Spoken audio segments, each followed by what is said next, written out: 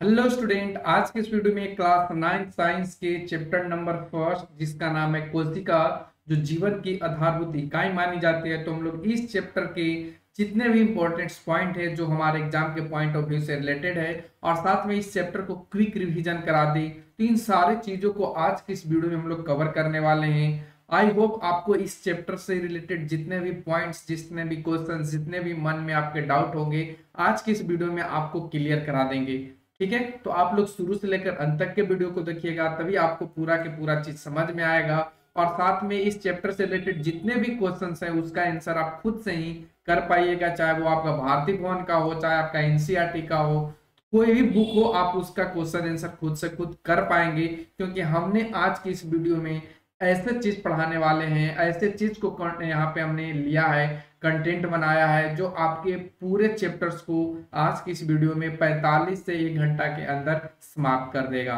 तो चलिए फटाफट से बढ़ते हैं। ये आपका वीडियो नंबर फर्स्ट है, यानी चैप्टर नंबर फर्स्ट है, तो वीडियो नंबर फर्स्ट ही होगा।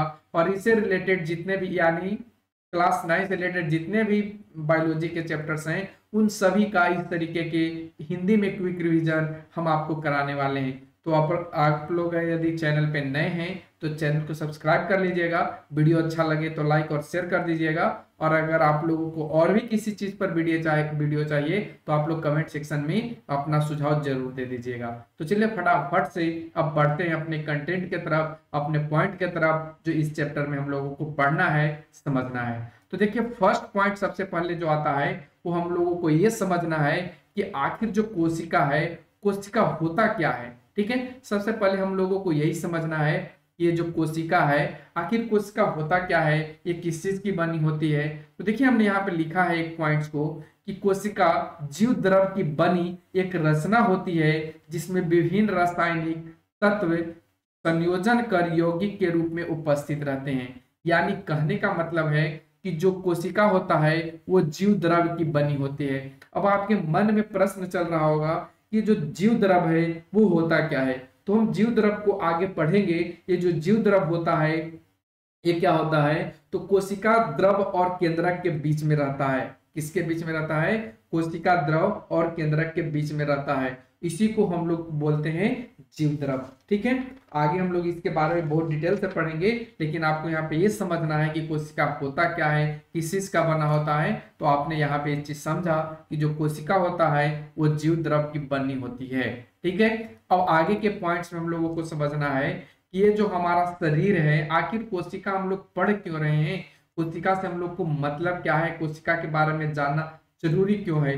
तो आप लोगों को पता होना चाहिए कि कोई भी जीव हो, चाहे वो पेड़ पौधा हो, चाहे वो हम मनुष्य हो, चाहे वो जीव जंतु हो, उन सभी का जो शरीर होता है वो कोशिकाओं का बना होता है। किस चीज का बना होता है? ये कोशिकाओं का बना होता है। और कोशिकाओं के बने होने के कारण जो कोशिका है वो हमारे जीवन की आधारभूत संरचना मानी जाती है और इसे क्रियात्मक इकाई माना जाता है। तो आपके पॉइंट ऑफ व्यू, आपके एग्जाम के पॉइंट ऑफ व्यू से बहुत ज्यादा यहाँ पे इंपॉर्टेंट पॉइंट्स आया कि जो कोशिका होती है हमारे जीवन की आधारभूत संरचना और क्रियात्मक इकाई होता है। ठीक है, तो ये आपके एग्जाम के पॉइंट ऑफ व्यू से बहुत ज्यादा इंपॉर्टेंट है। ये क्वेश्चन पूछ लिए जाते हैं, चाहे आपको लघु तरीय में पूछ लिया जाए, अति लघु तरीय में पूछ लिया जाए या ऑब्जेक्टिव क्वेश्चन में पूछ लिया जाए, तो आपको यहाँ पे ध्यान रखना है। ठीक है, अब आगे के पॉइंट्स पे बढ़ते हैं कि आखिर हमने कोशिका के बारे में जाना कि जो जीव होता है वो कोशिका का बना होता है। तो हमने या आप लोगों ने ये भी चीज देखा है कि कुछ ऐसे जीव होते हैं जो बहुत छोटा होते हैं, कुछ ऐसे जीव होते हैं जो बहुत बड़ा होते हैं, जैसे हम मनुष्य, हाथी। तो यह क्या मतलब सब एक एक कोशिका का बना होता है, एक जैसा ही कोशिका का बना होता है? तो ऐसा बिल्कुल नहीं है, क्योंकि आकार और संख्या के आधार पर जीवों को दो वर्गों में बांटा गया है। किस चीज में बांटा गया है? दो वर्गों में। किसके आधार पे? कोशिका के आकार और संख्या के आधार पे। तो फर्स्ट आपका देखने को मिलेगा एक कोषीय जीव। कौन सा मिलेगा? एक कोषीय जीव। और सेकंड जो आपका मिलेगा उसको हम लोग बोलते हैं बहुकोषीय जीव। तो इन दोनों के बारे में आइए हम लोग फटाफट से समझते हैं, जानते हैं। तो देखिए, आपके सामने लिख करके आता है कि हमने कोशिका को दो भागों में कैटेगराइज किया है, एक कोषीय जीव और सेकंड आपका बहुकोषीय जीव। अब एक कोषीय जीव क्या होता है? तो एक कोषीय जीव कहने का मतलब इसमें एक ही कोशिका होगा। क्या होगा, एक ही कोशिका इसमें होगा। इसको हम लोग क्या बोलेंगे, एक कोशिकीय जीव। और बहुकोशीय जीव में क्या होगा, यानी एक से अधिक, यानी बहुत सारे कोशिकाओं जब आपस में मिल करके जिस जीव का निर्माण करेगा उसको हम लोग बोलेंगे बहुकोशीय जीव। जैसे कि आप समझ सकते हैं यहाँ पे कि जो मनुष्य है वो बहुकोशीय जीव है। जानवर है, जानवर में यानी कहने का मतलब जो बड़े बड़े जानवर हो गए, यहाँ तक कि जो छोटे जानवर भी हैं, जैसे कहने का मतलब गाय का बच्चा बछड़ा हो गया, वो भी बहुकोशीय जीव है। पौधे में आप बात करें तो पौधे भी आपका बहुकोशीय जीव हो जाते हैं। लेकिन अगर हम एक कोशीय जीव की बात करें तो इसमें खास करके छोटे छोटे जीव जिसको हम जीवाणु कहते हैं ये सभी होंगे, जैसे कि अमीबा हो गया, पैरामीशियम हो गया, और भी जीवाणु जो होते हैं, ठीक है, जैसे कि कवक वगैरह ये सब हो गया। तो इन सभी में भी एक कोशीय जीव होता है। तो आप लोगों को ध्यान रखना है यहाँ पे, एक कोशीय जीव कहने का मतलब एक कोशिका, और बहुकोशीय जीव कहने का मतलब एक से अधिक कोशिका। तो उम्मीद करते हैं आपको ये पॉइंट समझ में आ गया होगा। अब आगे की हम लोग बात करेंगे कि ठीक है, सबसे छोटा कोशिका कौन सी होती है। हमने तो जाना कि एक कोशिका के आधार पर एक कोशीय जीव होता है और बहुत सारे कोशिकाओं के आधार पर बहुत बहुकोशीय जीव होता है। तो सबसे छोटा कौन सा कोशिका होता है, तो आपको पता होना चाहिए कि जो सबसे छोटा कोशिका होता है वो 0.1 माइक्रोमीटर का होता है। ध्यान रखना है, सबसे जो छोटी जो कोशिका होती है वो कम से कम 0.1 माइक्रोमीटर होता है। और सबसे अधिकतम की बात करें तो इतना होता है, यानी 170 गुना 135 मिलीमीटर। तो ध्यान रखना है, सबसे बड़ी कितना होगा, तो 170 गुना 135 मिलीमीटर, और सबसे छोटा कितना होगा, 0.1 माइक्रोमीटर। तो ये भी आपको ध्यान रखना है, सबसे छोटा और सबसे बड़ा, ये आपके ऑब्जेक्टिव क्वेश्चन में डाला जाएगा, और हम आपको इस चैप्टर से रिलेटेड ऑब्जेक्टिव क्वेश्चन भी कराएंगे। ठीक है, अब यहाँ पे आता है कि आखिर बताइए कि वो कौन सा जीव है जो 0.1 माइक्रोमीटर का होता है, और कौन ऐसा होता है जिसका कोशिका बहुत बड़ा होता है।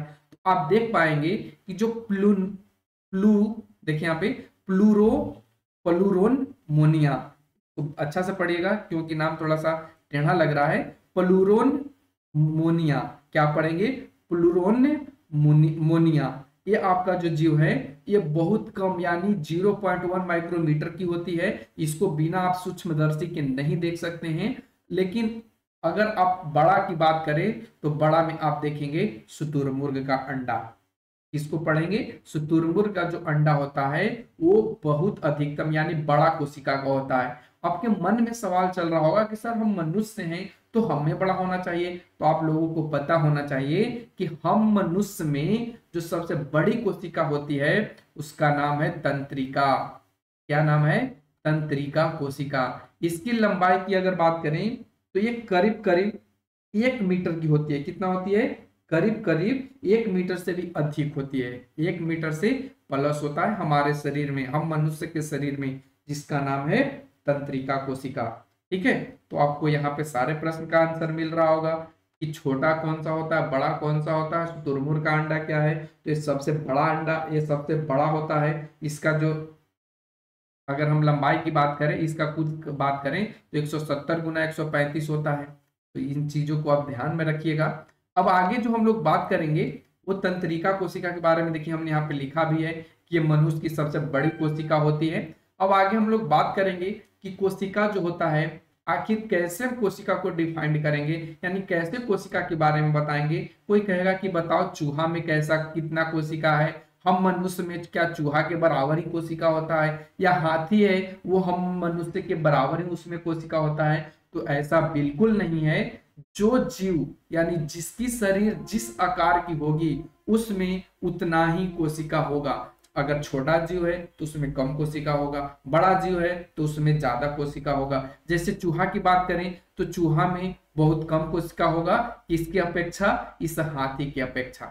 तो समझ में आ रहा होगा कि चूहा में कम होगा और हाथी में ज्यादा होगा। क्यों होगा, क्योंकि चूहा का आकार और हाथी के आकार में बहुत डिफरेंस है। तो इस वजह से कह सकते हैं कि चूहा होगा हाथी के कोशिका से कम और हाथी क्या होगा, ज्यादा। यानी आकार पर निर्भर करेगा कि आपके शरीर में कितनी कोशिकाएं हैं। ठीक है, इन चीजों को आप ध्यान रखिएगा। अगर आपसे ऑब्जेक्टिव क्वेश्चन में बरगलाने की कोशिश किया जाए तो आप इस वीडियो को 1-2 बार देखेंगे, तो आप 2 बार आप देख लीजिए तो सफिशियंट है। 2 बार में आपका पूरा का पूरा माइंडसेट बदल जाएगा और आप पूरे चीजों को अच्छे से समझ पाएंगे। ठीक है, अब आगे हम लोग बढ़ते हैं कि ठीक है, हमने कोशिका के बारे में पढ़ा, कोशिका होता क्या है, कोशिका के आधार पर जीव कौन कौन से होते हैं, कौन सी कोशिका बड़ा होता है, कौन सी कोशिका छोटा होता है, हमारे शरीर में जो कोशिका होता है उसमें सबसे बड़ी कोशिका कौन सी होती है, तो इन चीजों को हमने पढ़ा। ठीक है, तो अब हम लोगों को ये पता होना चाहिए कि कोशिका का खोज किया किसने। ठीक है, कोशिका का खोज किया किसने, तो हम लोगों को पता होना चाहिए कोशिका के खोज के बारे में। तो कोशिका का खोज करने वाले जो व्यक्ति हैं उनका नाम है क्या, रॉबर्ट हुक। आप लोगों को याद रखना है, और ये तो ऑब्जेक्टिव क्वेश्चन के लिए मोस्ट वीवीआई है, और ये हमेशा पूछा ही जाता है कि कोशिका का खोज किसने किया। खास करके जो कॉम्पिटिटिव एग्जाम की तैयारी कर रहे हैं बच्चे हैं, उनमें भी ये क्वेश्चन डाला जाता है कि कोशिका का खोज सर्वप्रथम किसने किया था। तो आप लोगों को पता होना चाहिए कि ये 1665 में एक व्यक्ति था जिसका नाम था रॉबर्ट हुक, और इसी ने क्या किया था, कोशिका का सबसे पहले खोज किया था। और इसने क्या बताया कि जो मधुमक्खी आप लोग देखे भी होंगे, जो मधुमक्खी की छत्ता होता है उसके कोठरियों को इसने सेल नाम दिया था, यानी जो इस तरह के बने होते हैं कोठरियां, ठीक है, मधुमक्खी के छत्ता में, तो इसको इन्होंने क्या नाम दिया था, सेल, यानी कि कोशिका नाम दिया था। ये क्वेश्चन आपके एग्जाम में, रेलवे के एग्जाम में खास करके पूछे जाते हैं कि बताइए जो सर्वप्रथम रॉबर्ट हुक ने कोशिका का खोज किया था वो किसे नाम दिया था। ऑप्शन में दिया रहेगा कोठरियां, तो आप यहाँ पे कोठरियां को क्लिक कीजिएगा, कोठरियां आपका सही आंसर बनेगा।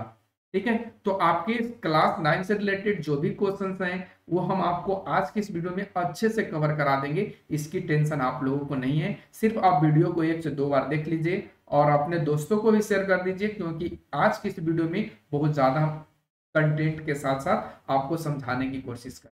ठीक है, अगला जो हम लोगों को पॉइंट आता है इसी से रिलेटेड कि ठीक है, 1665 में रॉबर्ट हुक ने कोशिका का तो खोज कर दिया, क्या उसके बाद कोशिका के बारे में और कुछ नहीं जाना गया, क्या उसके बाद कोशिका के बारे में कुछ पढ़ा ही नहीं गया, तो ऐसा बिल्कुल नहीं है। आगे इसकी पढ़ाई चलती गई, आगे इसके बारे में खोजबीन चलती गई, और एक व्यक्ति आते हैं जिसका नाम है ल्यूवेनहॉक। कौन आते हैं, ल्यूवेनहॉक, और इन्होंने क्या किया कि 1674 में इन्होंने क्या किया कि स्वतंत्र कोशिका का खोज किया। स्वतंत्र मतलब अकेले रहने वाले कोशिका, जैसे कि प्रोटोजोआ, जीवाणु, और इनका नाम आगे चल करके जो नाम दिया गया वो एक कोशीय जीव के रूप में नाम दिया गया। यानी पहले इन्होंने बताया रॉबर्ट हुक ने कि कोशिका होता है किसमें, तो मधुमक्खियों की छत्ता के रूप में होता है। ठीक है, लेकिन उसके बाद 1674 में यानी 65 में इन्होंने बताया और 74 में इन्होंने बताया कि कुछ ऐसे भी कोशिकाएं हैं जो स्वतंत्र रहते हैं, वो किसी अन्य कोशिकाओं से मिलकर के नहीं बने होते हैं, उनमें सिर्फ एक ही कोशिका होता है, जैसे कि प्रोटोजोआ हो गया, जीवाणु हो गया। ठीक है, तो ये कौन बताए थे, ल्यूवेनहॉक ने, और ये सभी आपके ऑब्जेक्टिव क्वेश्चंस के पॉइंट्स हैं, तो हमने यहाँ पे आपको समझाने की कोशिश किया है। अगला जो आते हैं उनका नाम है रॉबर्ट ब्राउन। ठीक है, ये सभी कोशिका के बारे में ये बताए हैं। अगला जो आए हैं रॉबर्ट ब्राउन, इन्होंने क्या किया कि 1831 में जो ये लोग कोशिका खोजे थे, कोशिका के बारे में इन्होंने बताया, वो ये बताए कि देखो जो कोशिका होता है उसके केंद्र में यानी सेंटर में बीच में एक गोलाकार रचना होता है। यानी क्या होता है, एक गोलाकार रचना होता है, और उसको इन्होंने नाम केंद्रक दिया। और आप केंद्रक के बारे में डिटेल में आगे पढ़ेंगे कि आखिर केंद्रक होता क्या है, केंद्रक बना किस चीज का होता है, किसमें केंद्रक होता है, किसमें केंद्रक नहीं होता है। तो रॉबर्ट ब्राउन ने 1831 ईस्वी में केंद्रक का खोज किया। तो ध्यान रखना, आपको डायरेक्टली क्वेश्चन पूछ लिया जाएगा कि केंद्रक का खोज किसने दिया, ऑप्शन में दे दिया जाएगा Robert brown, Leeuwenhoek, Robert Hooke, और एक किसी का नाम दे दिया जाएगा। तो आप यहाँ से कंफ्यूज नहीं होइएगा, आपको यहाँ पे रॉबर्ट ब्राउन को ही मारना है, यानी कि रॉबर्ट हुक को मार दीजिए। ठीक है, अब आगे के पॉइंट्स में आते हैं, और भी वैज्ञानिक है जैसे कि पुरकिंजे।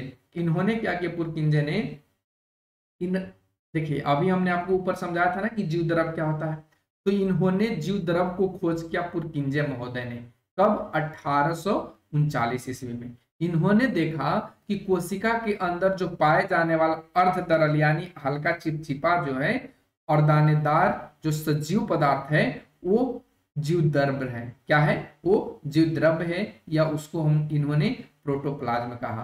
तो ये ज्यादा कुछ इंपॉर्टेंट नहीं है, लेकिन अगर आपसे पूछ लिया जाए कि जीव द्रव का खोज किसने किया था, तो आपको फट से यहाँ पे जवाब आना चाहिए कि ये पुरकिंजे महोदय ने किया था। और जीव द्रव क्या होता है? तो ये दानेदार सजीव पदार्थ होता है जो अर्ध तरल यानी कि ना तो पूरा तरल होता है, तरल का मतलब पानी की तरह, और न ही ये पूरा गाढ़ा होता है, यानी ये बीच का होता है। इसी को कहा गया है जीव द्रव। ठीक है। अब अगला महोदय आते हैं जिनका नाम है स्वर्ण और स्लाइडेन। ये बहुत ज्यादा इंपॉर्टेंट है क्योंकि ये आपके एग्जाम में ऑब्जेक्टिव क्वेश्चन आता ही आता है।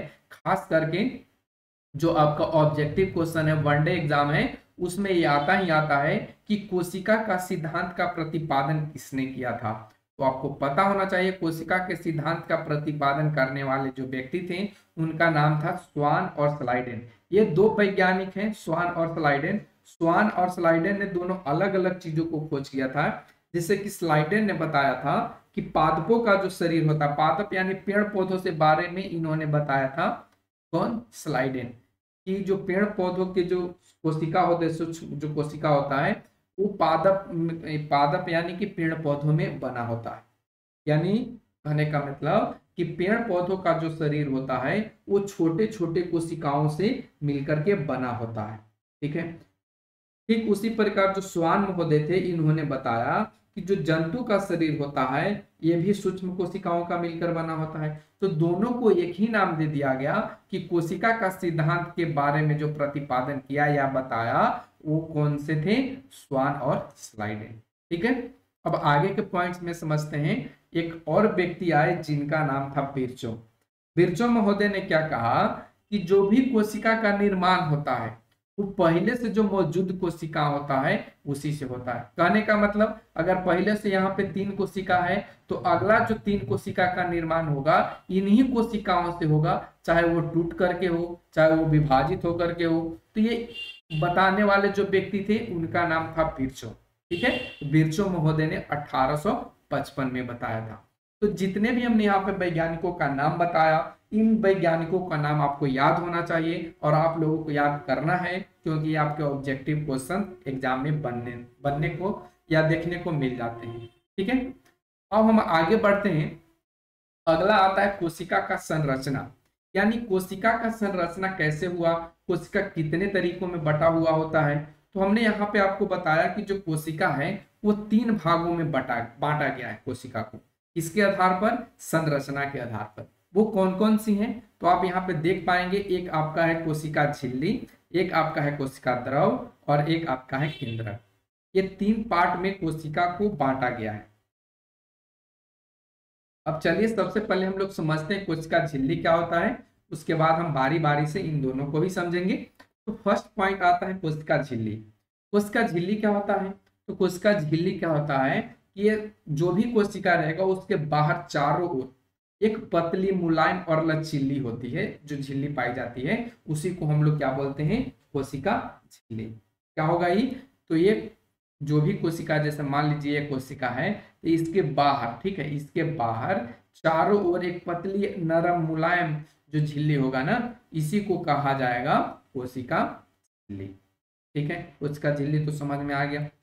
अब यहाँ पे आपको देखने को मिलेगा कि ये जो पतली जो झिल्ली होगी ये किस चीज की बनी होगी। मन में आपके चल रहा होगा प्रश्न, क्या ये मतलब चादर का बना होगा? बिल्कुल नहीं। ये जो कोशिका झिल्ली होता है वो आपका लिपिड और प्रोटीन की बनी होती है। तो ये भी आपको पॉइंट ध्यान में रखना है। कई बार तो ये डायरेक्टली पूछ लिया जाता है कि कोशिका झिल्ली किसकी बनी होती है। ठीक है।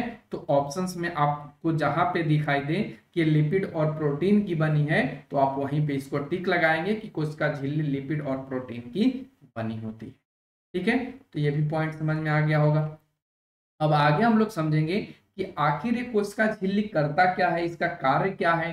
तो कोशिका झिल्ली के कार्य जो है ये क्या होता है, ये कोशिका को एक निश्चित आकार बनाए रखता है। यानी जैसे आपका आकार 5 फीट की है तो ये आपके आकार को घटाता बढ़ाता नहीं है जब आपका एज सीमित हो जाए। अब कहने का मतलब है कि जैसे आप कोई बच्चा है ठीक है। और एक बच्चा आज 4 फीट का है, आगे चल के ये 4.5 होगा, 5 होगा, 6 होगा। तो इस तरीके की बात हम यहाँ पे नहीं कर रहे हैं। कहने का मेरा मतलब है कि जो इसकी कोशिका का निर्माण हो चुका है उससे वो कम नहीं होगा, वो उससे आगे बढ़ेगा, यानी उसकी आकार को बनाए रख सकता है। तो आपके मन में चल रहा होगा कि सर अगर हम 5 फीट के हैं तो आगे चल के क्या फ्यूचर में हम 7 फीट 8 फीट के हो सकते हैं? तो ऐसा हो सकता है, लेकिन एक लिमिट टाइम तक। ठीक है, ऐसा कब होगा? एक लिमिट टाइम तक, उसके बाद आपके शरीर का विकास नहीं होता है, जितना ही है उतना ही पर वो सीमित हो जाता है। ठीक है, तो ये इसकी कोशिका झिल्ली का काम होता है कि उसकी जो आकार है उसकी वो बनाए रखती है। ठीक है, फिर उसके बाद क्या करता है कि ये कोशिका को अंदर से, यांत्रिक मतलब अंदर से ये सहारा प्रदान करता है। जैसे कि खड़ा है तो खड़ा होने में सहायता प्रदान करता है, अगर ये लेटा हुआ है तो इसको लेटे रहने में सहायता प्रदान करता है। तो ये कोशिका झिल्ली का कार्य होता है, अंदर से सहारा प्रदान करना।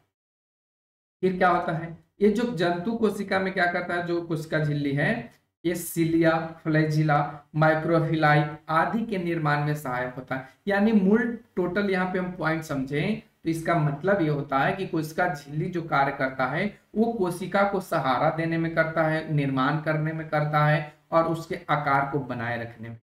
तो ये कोशिका झिल्ली का कार्य होता है। अब आगे के पॉइंट में हम लोग समझेंगे कोशिका भित्ति। ठीक है, आगे के पॉइंट में क्या समझेंगे हम लोग? कोशिका भित्ति। ठीक है, कोशिका भित्ति क्या होता है?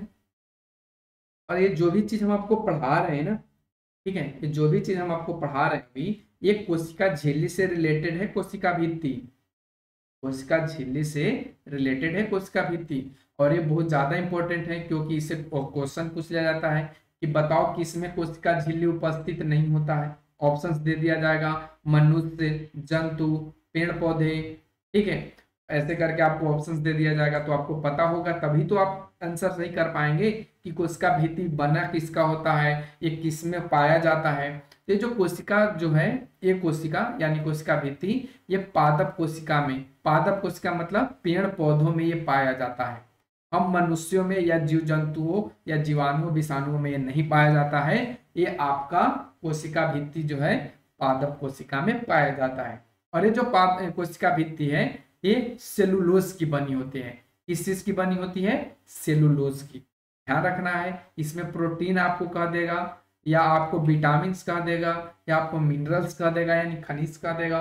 तो आपको यहाँ पे बरगलाना नहीं है, ध्यान रखना है कि जो पादप कोशिका है वो आपका सेलुलोज की बनी होती है। ठीक है, ये चीज आपको यहाँ से ध्यान में रखना है। अगला जो पॉइंट्स आता है वो ये है कि अब हम लोग बात करेंगे कि हमने आपको कैटेगराइज किया था कि कोशिका को 3 भागों में बांटा गया संरचना के आधार पर। एक तो आपका कोशिका झिल्ली हो गया, सेकंड आपका कोशिका द्रव। तो अब हम लोग यहाँ पे समझेंगे कि कोशिका द्रव या साइटोप्लाज्म है क्या।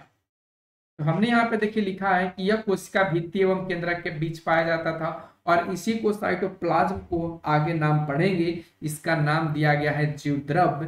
जो हमने आपको शुरू में समझाया था कि हमारा जो कोशिका है, वो हमारे अंदर जो कोशिका है वो जीवद्रव का बनी होती है, और एक इसके बीच में होता है कोशिका भित्ति और केंद्रक के बीच। तो ये आपको ध्यान रखना है, आपसे डायरेक्टली पूछ लिया जाएगा कि जो कोशिका द्रव है वो कहाँ पाया जाता है। ऑप्शंस में दिए रहेंगे, तो ऑप्शंस में आपको ध्यान रखना है कि ये कोशिका भित्ति एवं केंद्रक के बीच पाया जाता है। अब यहाँ से आपको समझना है कि आखिर कोशिका जो द्रव है इसके अंदर कौन कौन से चीज होते हैं, कौन कौन से अंगक मौजूद होते हैं। तो देखिए कोशिका द्रव के अंदर जो होता है अंतःप्रद्रवी जालिका होता है, गोल्जी उपकरण, या कहीं कहीं इसका नाम गोल्जी काय भी लिख दिया जाता है। राइबोसोम होगा, लाइसोसोम होगा, माइटोकॉन्ड्रिया, प्लास्टिड या लवक, राजधानी जैसे अंगक इसमें मौजूद होते हैं। तो आपके शरीर के बहुत ऐसे जो अंगक हैं वो आपके कोशिका द्रव में ही रहेंगे, चाहे वो लाइसोसोम की बात कर लिया जाए, चाहे आपको माइटोकॉन्ड्रिया की बात कर लिया जाए। हम इन चीजों को बहुत अच्छे से पढ़ेंगे कि आखिर अंतःप्रद्रवी जालिका होता क्या है, गोल्जी उपकरण क्या होता है, राइबोसोम क्या होता है। ये सारी चीजों को हम आज की इस वीडियो में समझाने वाले हैं आपको। इसके लिए आपको टेंशन नहीं लेना है, सिर्फ आप वीडियो शुरू से लेकर अंत तक देखिए। अगर आप लोगों को जो पॉइंट समझ में नहीं आ रहा है तो आप कमेंट सेक्शन में पूछ भी सकते हैं। ठीक है, तो आगे के पॉइंट्स में हम चर्चा करने वाले हैं अंतःप्रद्रवी जालिका। और आप सभी को पता है कि ये कोशिका द्रव में पाया जाता है। तो ये जो अंतःप्रद्रवी जालिका है ये पादप और जंतु यानी हम मनुष्य में भी और पेड़ पौधों में भी ये दोनों जगह ही पाया जाता है। कौन सा? अंतःप्रद्रवी जालिका। ठीक है। अब अंतःप्रद्रवी जालिका क्या होता है? तो हमने आपको बताया कि दोनों जीवों में पाया जाता है और इसका काम क्या होता है, तो हम इसके बारे में चर्चा करेंगे। बट सबसे पहले इसको जान लें कि जो अंतःप्रद्रवी जालिका है ये दो प्रकार के होता है। एक तो आपका चिकनी अंतःप्रद्रवी जालिका होता है और सेकेंड आपका खुरदरी अंतःप्रद्रवी जालिका होता है। जो आपको खुरदरी है वो आपको जनरली राइबोसोम में देखने को मिलता है। तो हमने यहाँ पे खुरदरी को यहाँ पे एक्सप्लेन नहीं किया है। जब हम आपको राइबोसोम समझाएंगे तो वहां पे खुरदरी आपको अच्छे से समझ में आ जाएगा। तो चिकनी अंतःप्रद्रवी जालिका के बारे में आइए थोड़ा सा जान लेते हैं कि ये जो चिकनी अंतःप्रद्रवी जालिका है ये प्रोटीन का संचार करती है। प्रोटीन संचार करने का मतलब प्रोटीन को एक जगह से दूसरे जगह ही इसका काम होता है ले जाना। किसकी? चिकनी अंतःप्रद्रवी जालिका की। इससे क्वेश्चन भी बन सकता है ऑब्जेक्टिव क्वेश्चन में कि प्रोटीन का संचार कौन करता है। ऑप्शंस दिए रहेंगे, ऑप्शंस में आपका सही जो आंसर होगा वो चिकनी अंतःप्रद्रवी जालिका। इसका एक और नाम है चिकनी अंतःप्रद्रवी जालिका को, इसको कहीं कहीं लिखा जाता है SER और जो खुरदरी है इसका जो नाम लिखा जाता है RER। तो ध्यान रखना है SER का काम है प्रोटीन का संचालन करना, साथ में परिवहन तंत्र का वहन करना, वसा एवं कोलेस्ट्रॉल का संश्लेषण करना। तो ये इसका हमने 3 काम बताया है। 3 एक 4 काम हो गया ना, तो चारों काम को ध्यान रखना है क्योंकि यहां से ऑब्जेक्टिव क्वेश्चन भर भर के पूछे जाएंगे कि कोलेस्ट्रॉल का संश्लेषण कौन करता है। ऑप्शंस में रहेंगे तो आप यहाँ पे वर्ग लाइएगा नहीं, आपको पूरा के पूरा चीज समझ में आ जाना चाहिए। ठीक है। अब आगे बढ़ते हैं राइबोसोम, यानी राइबोसोम कहने का मतलब खुरदरी अंतःप्रद्रवी जालिका। ये जो राइबोसोम होता है ये प्रोटीन और राइबोन्यूक्लिक एसिड का बना होता है। आपसे क्वेश्चन पूछा जाएगा कि RNA इसका नाम क्या होता है? राइबोन्यूक्लिक एसिड का RNA। ठीक है। तो RNA और प्रोटीन का कौन बना होता है? तो आपको ऑप्शंस में जब राइबोसोम मिले तो आप राइबोसोम को यहाँ पे सही कीजिएगा। RNA से कौन सा बना रहेगा? राइबोसोम। ठीक है। और राइबोसोम क्या होता है? तो राइबोसोम प्रोटीन का तो बना ही होता है। इसमें क्या होता है कि जैसे ऊर्जा वगैरह है तो ऊर्जा का यहाँ पे संश्लेषण होता है, यानी ऊर्जा आपको यहाँ पे देखने को मिलेगा। और ऊर्जा संश्लेषण कब होगा? ऊर्जा संश्लेषण नहीं कर सकते, ऊर्जा का निर्माण कर सकते हैं। तो ऊर्जा का निर्माण कब होगा? जब प्रोटीन को संश्लेषण करेगा। यानी राइबोसोम क्या है? ये प्रोटीन का संश्लेषण करता है। सबसे बढ़िया पॉइंट है और ऑब्जेक्टिव के लिए बहुत ज्यादा इंपॉर्टेंट है कि इसी में यानी राइबोसोम में ही प्रोटीन का संश्लेषण होता है। और इसका एक और नाम है पॉलीराइबोसोम या पॉलीसोम। ये क्या होता है पॉलीराइबोसोम? ये आपको गुच्छा में मिलेगा एक साथ। ठीक है, गुच्छा में मिलेगा मतलब बना हुआ, तो इसको हम लोग नाम देते हैं पॉलीराइबोसोम। ठीक है। और ये प्रोटीन का संश्लेषण करता है। इन चीजों को भी ध्यान रखना है। अब नेक्स्ट जो हम लोगों को पॉइंट आता है वो आपका गोल्जी काय आता है। अब गोल्जी काय क्या होता है? तो सबसे पहले हम लोग जानेंगे कि गोल्जी काय के बारे में बताया किसने था। तो गोल्जी काय के बारे में 1898 में कैमिलो गोल्जी ने बताया था। किसने बताया था? कैमिलो गोल्जी ने। और ये जो कैमिलो गोल्जी ने बताया गोल्जी काय के बारे में या गोल्जी उपकरण के बारे में, तो इन्होंने ये भी बताया कि ये केवल और केवल जंतु कोशिका में उपस्थित होता है, ये पादप कोशिका में उपस्थित नहीं होता है। जो गोल्जी काय होगा वो पादप कोशिका में उपस्थित नहीं होगा। एक पॉइंट भी आपको समझ में आना चाहिए और आपको ध्यान भी रखना है क्योंकि ऑब्जेक्टिव क्वेश्चन में आप बरकला जाइएगा। अब ये जो गोल्जी काय है, जब आप गोल्जी काय को पादप कोशिका के कोशिका द्रव में देखेंगे तो ये आपको छड़ के समान मिलेगा। छड़ कैसा छड़? तो मुड़ी हुई छड़ के जैसा देखने को मिलेगा और इस चीज को कहा जाता है डिक्टियोसोम। ध्यान रखना है इस चीज को क्या कहा जाता है? डिक्टियोसोम। और जब आप इलेक्ट्रॉनिक सूक्ष्मदर्शी से देखेंगे तो ये क्या होगा? झिल्ली से घिरा होगा चारों तरफ से और इसके समानांतर अनेक चपटी कुड़िकाएं या सिस्टर्नी के समूह की तरह दिखेगा। कौन? यही गोल्जीकरण या गोल्जिकाय या गोल्जी उपकरण। कब? जब दो चीज से देखेंगे, पहले आप नॉर्मल सूक्ष्मदर्शी से देखेंगे तो आपको बिखरा हुआ मिलेगा जिसको डिक्टिसोम कहा गया है, और जब आप इसको माइक्रो इलेक्ट्रॉन सूक्ष्मदर्शी से देखेंगे तो आपको यहाँ पे देखने को मिलेगा कि नलिका के समांतर, नलिका के समान है, वो चारों तरफ से झिल्ली से घिरा हुआ है, और इसका एक नाम दिया गया कुड़िकाओं या सिस्टर्नी। आपसे पूछा जाएगा कि सिस्टर्नी कब दिखाई देता है, तो आपको ध्यान देना है इलेक्ट्रॉन सूक्ष्मदर्शी से देखने पर जब हम गोल्जिकाय को देखते हैं तब ये कुड़िकाओं, चपटी कुड़िकाओं या सिस्टर्नी के रूप में दिखाई देता है, या सिस्टर्नी के समूह की तरह दिखाई देता है। ठीक है, तो आपको ये भी पॉइंट समझ में आया। अब हम लोगों का जो अगला पॉइंट आता है बहुत ज्यादा इंपॉर्टेंट है, जिसका नाम है लाइसोसोम। लाइसोसोम क्या होता है? तो लाइसोसोम को आम भाषा में कहा जाता है आत्महत्या की थैली। क्या कहा जाता है? आत्महत्या की थैली। और इसकी खोज करने वाले जो व्यक्ति हैं उनका नाम है क्रिश्चियन डी डवे। बहुत ज्यादा इंपॉर्टेंट है, क्रिश्चियन डी डवे। इन्होंने किया था 1958 में इसका खोज लाइसोसोम का, और इसको क्या कहा जाता है? आत्महत्या की थैली कहा जाता है। लाइसोसोम का जो कार्य है वो जीवाणु एवं वायरस से रक्षा करना है पूरे शरीर को, और कोशिका को साफ करना है। कोशिका को साफ करने का मतलब जो भी कोशिका टूट फूट जाता है तो उसको क्या करता है? अवशोषित कर जाता है, उसको अपने अंदर गला लेता है और उसको कोशिका को क्या कर देता है? साफ। एक इसका काम है लाइसोसोम का। अगला जो आता है हम लोगों का नेक्स्ट पॉइंट, उसका नाम है माइटोकॉन्ड्रिया। माइटोकॉन्ड्रिया क्या है? तो ये हमारे कोशिका का पावर हाउस कहा जाता है, और कोशिका का पावर हाउस इसलिए कहा जाता है क्योंकि माइटोकॉन्ड्रिया में हम लोग जो भोजन करते हैं उसका संपूर्ण ऑक्सीकरण होता है। इस वजह से माइटोकॉन्ड्रिया को कोशिका का पावर हाउस कहा जाता है। ठीक है, तो ये भी पॉइंट आपको समझ में आ गया होगा। अब एक चीज और आपको ध्यान रखना है कि जो माइटोकॉन्ड्रिया है इसका अपना डीएनए होता है, किसी से डीएनए उधार नहीं लेता, और इसका अपना राइबोसोम होता है। और राइबोसोम के बारे में हमने आपको बता रखा है कि राइबोसोम होता क्या है। ठीक है, क्योंकि वो प्रोटीन्स का संश्लेषण करता है राइबोसोम। तो यहाँ पे आपको ध्यान रखना है कि माइटोकॉन्ड्रिया का अपना राइबोसोम और अपना डीएनए होता है। ठीक है, ये क्वेश्चन में पूछे जाते हैं।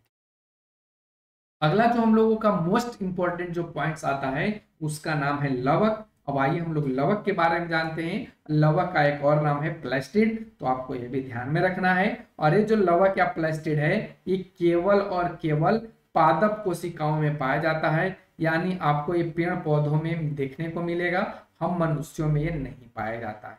ठीक है, अब लवक के बारे में जाने तो लवक सबसे पहले आपको पता होना चाहिए कि लवक 3 प्रकार के हैं। कौन कौन से लवक हैं? तो तीनों का नाम आपको देखने को यहाँ पे मिल रहा होगा। एक आपका जो लवक है उसका नाम है अवर्णी लवक, या इसका नाम ल्यूकोप्लास्ट भी कहा जाता है। सेकंड आपका है वर्णी लवक जिसको क्रोमोप्लास्ट कहा जाता है, और थर्ड आपका है हरित लवक जिसको हम लोग क्लोरोप्लास्ट के नाम से जानते हैं। ये तीनों चीजों को 3 3 6 हो गया ना, 6 नाम को आपको याद रखना है। क्लोरोप्लास्ट क्या होता है, क्रोमोप्लास्ट क्या होता है, और ल्यूकोप्लास्ट क्या होता है। अब आप लोगों को पता होना चाहिए कि जो अवर्णी लवक या ल्यूकोप्लास्ट है इसका कार्य क्या होता है। तो इसका जो कार्य होता है खाद्य संचय, यानी जो भी पेड़ पौधा भोजन बनाता है उसको संचय करने का कार्य यानी जमा करने का कार्य किसका होता है? ल्यूकोप्लास्ट का, यानी अवर्णी लवक का। अब एक कलर में कैसा होता है ल्यूकोप्लास्ट? तो ये आपका रंगीन या श्वेत होता है। रंगहीन कहने का मतलब इसका कोई रंग नहीं होगा, या आप इसको श्वेत के रूप में देखेंगे। अब आप लोगों को यह भी समझ में आना चाहिए कि जो ल्यूकोप्लास्ट है वो पाया कहाँ जाता है? तो ये जड़ में पाया जाता है, और इसी के कारण इसका जो रंग है वो कोई रंग नहीं होता है, रंगहीन होता है, श्वेत होता है। और जैसे कि कौन कौन सी चीजों को इस स्टोर करेगा? तो स्टार्च का स्टोर करता है, प्रोटीन का और तेल का। इन सभी चीजों का ये क्या करता है? ल्यूकोप्लास्ट संचय करता है, जमा करता है। अगर क्रोमोप्लास्ट की बात करें तो ये जो क्रोमोप्लास्ट है ये पेड़ पौधों के जो फूल और बीज होता है उसको ये क्या करता है? रंग प्रदान करता है कि ये कैसा फूल होगा, ये वाला कैसा फूल होगा, इसका बीज कैसा होगा, ये कैसा बीज होगा। तो ये काम कौन करता है? क्रोमोप्लास्ट। और ये क्या होता है? ये कैसा होता है? तो रंगीन होता है। क्यों रंगीन होता है? क्योंकि आपने देखा है कि बहुत से ऐसे पेड़ पौधे हैं जिनका फूल एक जैसा नहीं होते हैं, रंग बिरंगे होते हैं। किसी का पीला होता है, किसी का नीला होता है, किसी का गुलाबी होता है, किसी का लाल होता है। तो ये सभी जो अलग अलग फूलों के रंग हैं या बीजों के जो रंग होते हैं वो किसके कारण होता है? क्रोमोप्लास्ट के कारण। ठीक है। हरित लवक, हरित लवक में क्या होता है? तो यह प्रकाश संश्लेषण का कार्य करता है, यानी पेड़ पौधा जो अपना भोजन तैयार करता है तो तैयार करने में हरित लवक का महत्वपूर्ण योगदान होता है। और क्लोरोफिल के अतिरिक्त, जो क्लोरोफिल है, क्लोरोफिल का रंग कैसा होता है? हरा। तो हरा रंग होने के अतिरिक्त जो है, यानी कि उसके बाद भी पीले रंग के भी हरित लवक पाए जाते हैं या क्लोरोप्लास्ट पाए जाते हैं, और नारंगी रंग के भी पाए जाते हैं। तो आपको ये सारे चीज याद रखने हैं, क्योंकि आपको इससे रिलेटेड ऑब्जेक्टिव क्वेश्चन देखने को मिलेगा। और हमने आपको इससे रिलेटेड क्वेश्चन आज आपको डाला है कि बताइए पेड़ पौधों में फूलों और बीजों को विभिन्न रंग प्रदान कौन करता है? तो इसका राइट जवाब क्या बनेगा? क्रोमोप्लास्ट। ठीक है। तो इन चीजों को आपको ध्यान में रखना है। एक चीज और आपको यहाँ पे इसी से रिलेटेड याद रखना है कि जो लवक या प्लास्टिड है इसका अपना डीएनए और राइबोसोम होता है। डीएनए और क्या होता है? राइबोसोम होता है। किसके तरह? तो ये माइटोकॉन्ड्रिया के तरह ही इसका अपना राइबोसोम और डीएनए होता है। माइटोकॉन्ड्रिया का भी होता है और इसका भी होता है। तो ये चीज आपको ध्यान रख लेना है। ठीक है। अब हम लोग आगे के पॉइंट्स पे बढ़ते हैं। केंद्रक, जो हमने आपको बताया था कि जो केंद्रक की खोज किए थे, हम आपको शुरू में ही बताए थे कि केंद्रक की खोज करने वाले जो व्यक्ति थे उनका नाम था रॉबर्ट ब्राउन। और रॉबर्ट ब्राउन ने बताया कि जो कोशिका केंद्रक होता है ये क्या होता है? बड़ी, गाढ़ी और गोल संरचना के रूप में पाई जाती है। और ये क्या होगा? तो ये सभी जीवित कोशिकाओं में होगा। हमने आपको बताया था कि केंद्रक कहाँ होता है और किस चीज में होगा। तो ये आपको पता चल गया कि जो केंद्रक है ना वो सभी जीवों में होगा। यानी जीव कहने का मतलब सजीव की हम बात कर रहे हैं, निर्जीव की बात नहीं कर रहे हैं। ठीक है। तो ये सभी सजीवों में होगा, चाहे वो छोटा सा जीव हो, चाहे वो बड़ा सा जीव हो, चाहे हम मनुष्य हो, चाहे पेड़ पौधा हो, सभी में केंद्रक होगा। ये ध्यान में रखना है आपको। अगला जो पॉइंट आता है ये केंद्रक की ही बात कर रहा है। तो केंद्रक, केंद्रक जो होता है वो डीएनए एवं प्रोटीन का बना होता है। किस चीज का बना होता है? डीएनए और प्रोटीन का बना। और एक क्रोमैटिन जालिका इसको कहते हैं। महीन धागों की जाल की जैसी संरचना पाई जाती है। ठीक है। तो इसको ध्यान में रख लीजिएगा, ये ज्यादा कुछ खास है नहीं। डीएनए के बारे में यहाँ पे थोड़ा सा बताया गया है। ये जो डीएनए है, ठीक है, डीएनए जो है,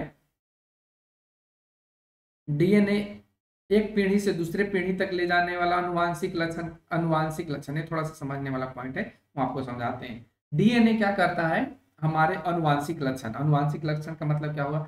जैसे कि मेरे अंदर कौन सा गुण है, मेरे होने वाले संतान में जो गुण दिखाई देगा ये हमारा क्या कहलाएगा, या ये हम लोगों का क्या कहलाएगा?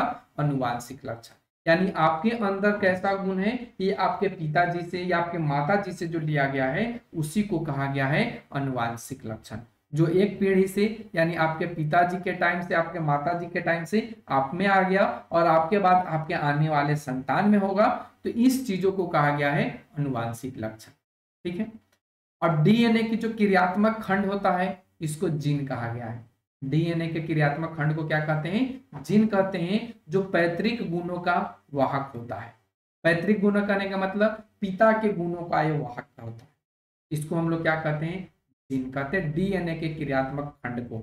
और ये ऑब्जेक्टिव क्वेश्चन पूछा जाता है जीन किसे कहते हैं, तो आपको फट से आवाज यहाँ निकालना चाहिए कि डीएनए के क्रियात्मक खंड को जीन कहते हैं। ठीक है।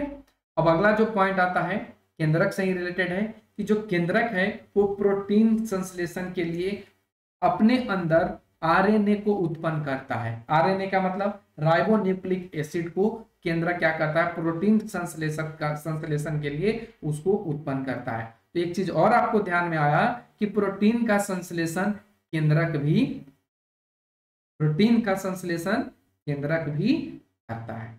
इन चीजों को ध्यान रखिएगा, हम आपको ऑब्जेक्टिव क्वेश्चन जरूर कराएंगे अगला जो पॉइंट आता है उसका नाम है केंद्रिका।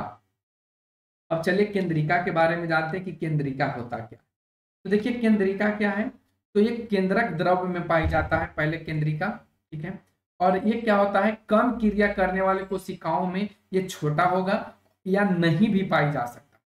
जो कम क्रिया करेगा, जैसे कहने का मतलब, कम क्रिया करने का मतलब वो कम काम करेगा, उसके अंदर केंद्रिका कम होगा या न के बराबर होगा, और जो बहुत ज्यादा क्रिया करेगा उसके अंदर केंद्रिका पाया जाता है।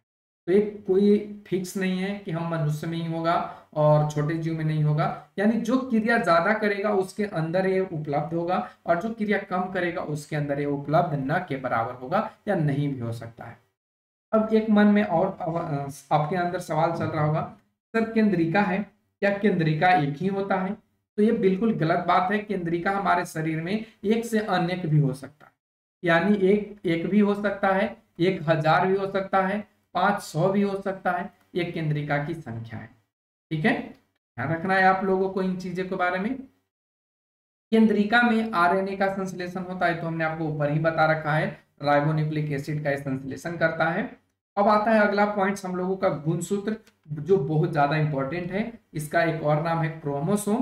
तो ये जो गुणसूत्र होता है ये महीन होता है, लंबा होता है और अत्यधिक कुंडलित धागे के रूप में दिखाई देता है हम लोगों के शरीर में।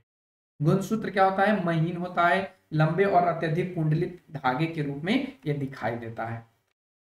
गुणसूत्र के 3 भाग होते हैं, एक आपका पेलिकल कहलाता है, सेकंड आपका मैट्रिक्स कहलाता है, और थर्ड आपका क्रोमैटिस कहलाता है। तो इस पे भी आपको ध्यान रखना है। अब यहाँ पे हम लोग समझेंगे कि जो पेलिकल है वो कहाँ होता है, कैसा होता है, मैट्रिक्स क्या होता है और क्रोमैटिड्स क्या। तो देखिए क्रोमोसोम के जो सबसे बाहरी आवरण होगा, सबसे बाहरी जो परत होगा, उसी को पेलिकल कहा जाता है। और जो पेलिकल से घिरा हुआ क्षेत्र रहेगा, जो भाग होगा, उसको मैट्रिक्स कहा जाता है। और क्रोमोसोम की जो पूरी लंबाई होती है उसको 2 समांतर कुंडलित धागों के समान जो रचना करती है उसको नाम है क्रोमैटिड्स। यानी तीनों एक दूसरा से जुड़ा हुआ चीज है, पेलिकल भी, मैट्रिक्स भी और क्रोमैटिड्स भी। ये तीनों आपके शरीर में जो गुणसूत्र और क्रोमोसोम है, ये तीनों आपस से जुड़े होते हैं और ये तीनों के भाग ही होते हैं, पेलिकल, मैट्रिक्स और क्रोमैटिड्स। तो ये भी चीज आपको ध्यान में यहाँ पे रख लेना है, ठीक है। अगला पॉइंट आता है कि जो क्रोमैटिड होते हैं वो किस चीज के बने होते हैं। तो ये आपका क्रोमैटिड जो है डीएनए और हिस्टोन प्रोटीन का बना होता है, ठीक है। तो ये यहाँ पे ज्यादा कोई खास पॉइंट नहीं है, लेकिन ऑब्जेक्टिव क्वेश्चन के लिए बन सकता है कि क्रोमैटिड किस चीज का बना होता है। तो ये डीएनए तथा हिस्टोन प्रोटीन का ये बना होता है, ठीक है। अगला पॉइंट आता है, एक पॉइंट आपको ध्यान में रखना है, सेंट्रोमियर, ठीक है। सेंट्रोमियर आपके क्वेश्चन में पूछा जाता है। सेंट्रोमियर क्या है? सेंट्रोमियर तो क्रोमोसोम के जो दोनों क्रोमैटिड हैं एक स्थान पर जब मिलते हैं, एक दूसरे से संयोजित होते हैं, इसी को कहा गया है सेंट्रोमियर। तो सेंट्रोमियर तो समझ में आया कि यहाँ पे दोनों क्रोमैटिड्स, किसका दोनों क्रोमैटिड्स? गुणसूत्र का, ठीक है। और गुणसूत्र में एक लेफ्ट होता है और एक राइट होता है, ये दोनों जिस बिंदु पर मिलते हैं, जिस जगह पे मिलते हैं, उसी को सेंट्रोमियर कहा, ठीक है। समझ में आ गया होगा। क्रोमोसोम जो है, क्रोमोसोम का जो शीर्ष भाग होता है इसको टेलोमियर कहा जाता है।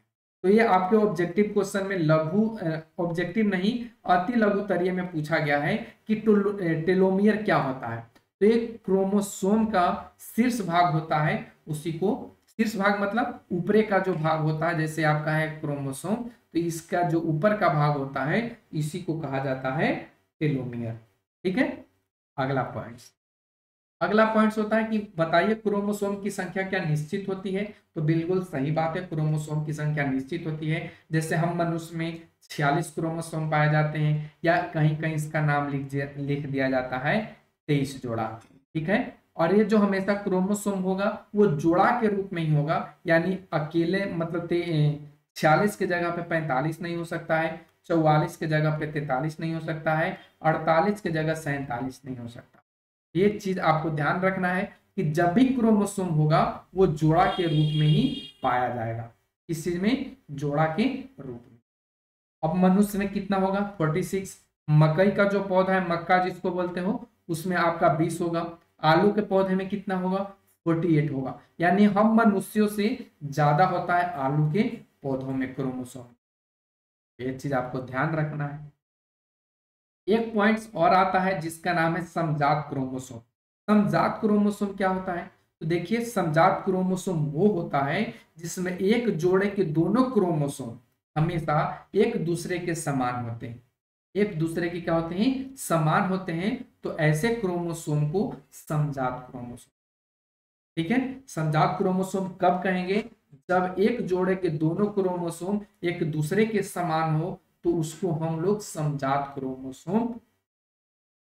अब अगला पॉइंट आता है प्रोकैरियोटिक और यूकैरियोटिक कोशिका। ये दोनों कोशिका के बारे में आइए हम लोग समझते हैं। तो देखिए जो प्रोकैरियोटिक कोशिका है ये बहुत ही छोटा होता है, यानी 1 से 10 के बीच में होता है। 1 से 10 माइक्रोमीटर के बीच में होता है। और ये आपको खास करके किस में देखने को मिलेगा? जीवाणुओं में देखने को मिलेगा, बैक्टीरिया में देखने को मिलेगा। ठीक है, तो चलिए आइए सबसे पहले हम लोग प्रोकैरियोटिक कोशिका के बारे में जानते हैं कि जो प्रोकैरियोटिक कोशिका है इसके अंदर क्या होता है। तो ये केंद्रक झिल्ली एवं वास्तविक केंद्रक इसमें नहीं होता है। और हमने आपको समझा रखा है कि केंद्रक झिल्ली और केंद्रक क्या होता है। ठीक है, खास करके जो प्रोकैरियोटिक कोशिका है उसका नाम है जीवाणु साइनोबैक्टीरिया। ठीक है, प्रोकैरियोटिक यूकैरियोटिक कोशिका की बात करें तो इसमें केंद्रक पूरा होगा, यानी इसमें केंद्रक पूर्ण रूप से विकसित होता है। जैसे कि हम मनुष्य में, पादप जीव जंतुओं में, तो ये सभी हम लोग जो मनुष्य हैं वो यूकैरियोटिक कोशिका के बने होते हैं। और जितने भी जीवाणु और साइनोबैक्टीरिया हैं वो सभी प्रोकैरियोटिक कोशिका के बने होते हैं। ठीक है, अब एक चीज और इतना तो हमने समझ लिया कोशिका होता क्या है, किस चीज का बना होता है, हमारे शरीर में कैसे वर्क करता है, इन सारी चीजों को समझ लिया। तो कोशिका को क्या करता है? कोशिका में जो हानिकारक चीज है या कोशिका को जो इम्पोर्टेंट फैक्ट्स है या कह सकते हैं कोशिका को जो अच्छी चीज की जरूरत होती है वो ले जाने और ले आने की क्रिया क्या कहलाता है?